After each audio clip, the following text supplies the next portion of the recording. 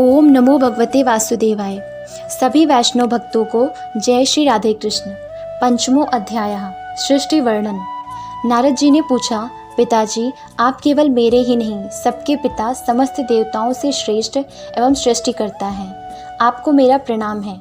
आप मुझे वह ज्ञान दीजिए जिससे आत्म तत्व का साक्षात्कार हो। पिताजी इस संसार का क्या लक्षण है, इसका आधार क्या है, इसका निर्माण किसने किया, इसका प्रलय किसमें होता है, यह किसके अधीन है और वास्तव में यह है क्या वस्तु, आप इसका तत्व बतलाइए। आप तो यह सब कुछ जानते हैं क्योंकि जो कुछ हुआ है, हो रहा है या होगा उसके स्वामी आप ही हैं। यह सारा संसार हथेली पर रखे हुए आंवले के समान आपकी ज्ञान दृष्टि के अंतर्गत ही है। पिताजी आपको यह ज्ञान कहाँ से मिला, आप किसके आधार पर ठहरे हुए हैं, आपका स्वामी कौन है और आपका स्वरूप क्या है। आप अकेले ही अपनी माया से पंचभूतों के द्वारा प्राणियों की सृष्टि कर लेते हैं, कितना अद्भुत है। जैसे मकड़ी अनायास ही अपने मुंह से जाला निकालकर उसमें खेलने लगती है, वैसे ही आप अपनी शक्ति के आश्रय से जीवों को अपने में ही उत्पन्न करते हैं और फिर भी आप में कोई विकार नहीं होता। जगत में नाम, रूप और गुणों से जो कुछ जाना जाता है उसमें मैं ऐसी कोई सत, असत, उत्तम, मध्यम या अधम वस्तु नहीं देखता जो आपके सिवा और किसी से उत्पन्न हुई हो। इस प्रकार सबके ईश्वर होकर भी आपने एकाग्र चित्त से घोर तपस्या की। इस बात से मुझे मोह के साथ साथ बहुत बड़ी शंका भी हो रही है कि आपसे बड़ा भी कोई है क्या। पिताजी आप सर्वज्ञ और सर्वेश्वर हैं। जो कुछ मैं पूछ रहा हूँ वह सब आप कृपा करके मुझे इस प्रकार समझाइए कि जिससे मैं आपके उपदेश को ठीक ठीक समझ सकूँ। ब्रह्मा जी ने कहा, बेटा नारद, तुमने जीवों के प्रति करुणा के भाव से भरकर यह बहुत ही सुंदर प्रश्न किया है, क्योंकि इससे भगवान के गुणों का वर्णन करने की प्रेरणा मुझे प्राप्त हुई है। तुमने मेरे विषय में जो कुछ कहा है, तुम्हारा वह कथन भी असत्य नहीं है, क्योंकि जब तक मुझसे परे का तत्व जो स्वयं भगवान ही है जान नहीं लिया जाता, तब तक मेरा ऐसा ही प्रभाव प्रतीत होता है।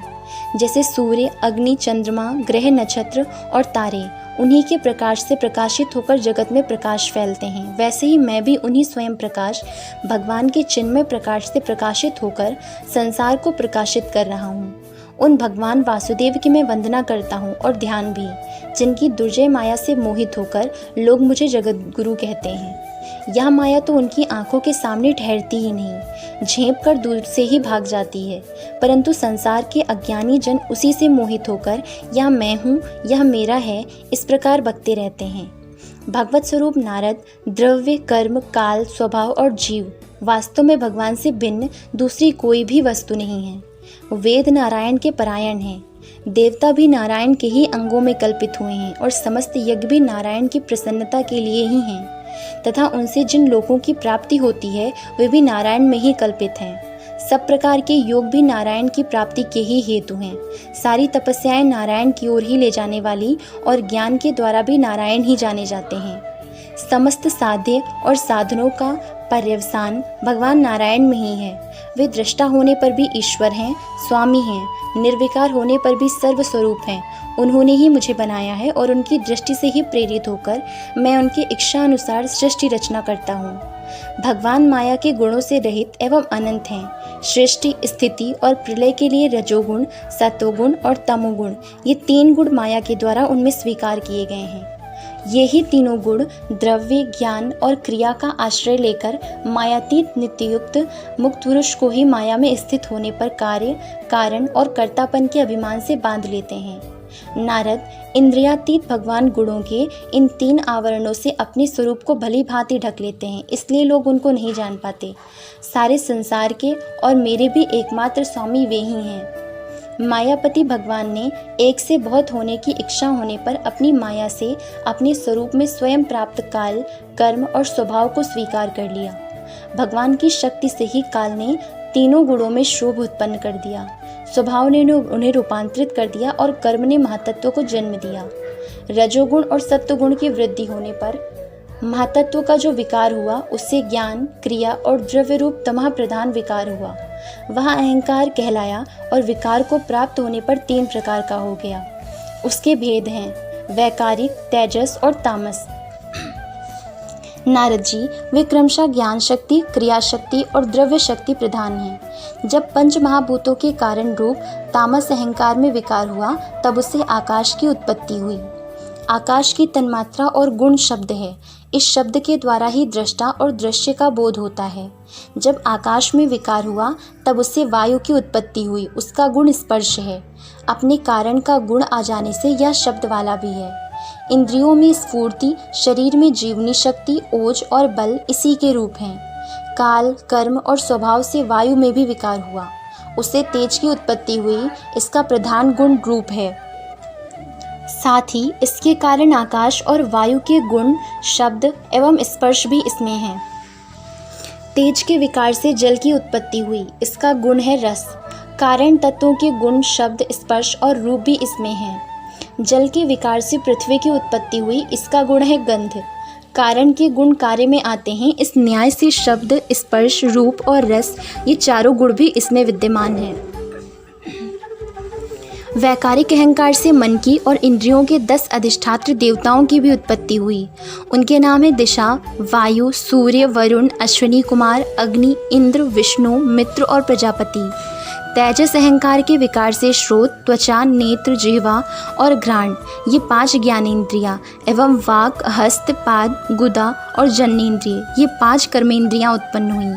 साथ ही ज्ञान शक्ति रूप बुद्धि और क्रिया शक्ति रूप प्राण भी तेजस अहंकार से ही उत्पन्न हुआ। श्रेष्ठ ब्रह्माविद जिस समय ये पंचभूत, इंद्रिय, मन और सत्व आदि तीनों गुण परस्पर संगठित नहीं थे, तब अपने रहने के लिए भोगों के साधन रूप शरीर की रचना नहीं कर सके। जब भगवान ने इन्हें अपनी शक्ति से प्रेरित किया, तब वे तत्व परस्पर एक दूसरे के साथ मिल गए और उन्होंने आपस में कार्य कारण भाव स्वीकार करके व्यष्टि समष्टि रूप पिंड और ब्रह्मांड दोनों की रचना की। वह ब्रह्मांड रूप अंडा 1 सहस्त्र वर्ष तक निर्जीव रूप से जल में पड़ा रहा। फिर काल, कर्म और स्वभाव को स्वीकार करने वाले भगवान ने उसे जीवित कर दिया। उस अंडे को फोड़कर उसमें से वही विराट पुरुष निकला जिसकी जंघा, चरण, भुजाएं, नेत्र, मुख और सिर सहस्त्रों की संख्या में हैं।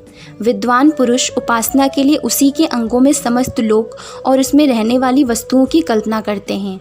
उसकी कमर से नीचे के अंगों में 7 पाताल की और उसके पेड़ों से ऊपर के अंगों में 7 स्वर्ग की कल्पना की जाती है। ब्राह्मण इस विराट पुरुष का मुख है, भुजाएं क्षत्रिय हैं, जांघों से वैश्य और पैरों से शूद्र उत्पन्न हुए हैं।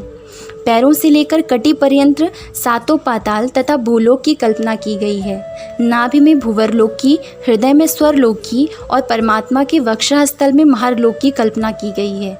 उसके गले में जनलोक, दोनों स्तनों में तपोलोक और मस्तक में ब्रह्मा का नित्य निवास स्थान सत्यलोक है। उस विराट पुरुष की कमर में अतल, जांघों में वितल, घुटनों में पवित्र सुतल लोक और जंघाओं में तलातल की कल्पना की गई है। एड़ी के ऊपर की गांठों में महातल, पंजे और एड़ियों में रसातल और तलुओं में पाताल समझना चाहिए। इस प्रकार विराट पुरुष सर्वलोक में हैं।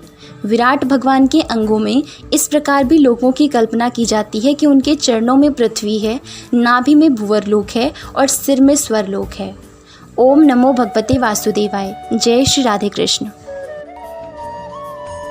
Like and subscribe the Kanha's Introvert Yogini and stay tuned for the next videos. Jai Shri Radhe Krishna.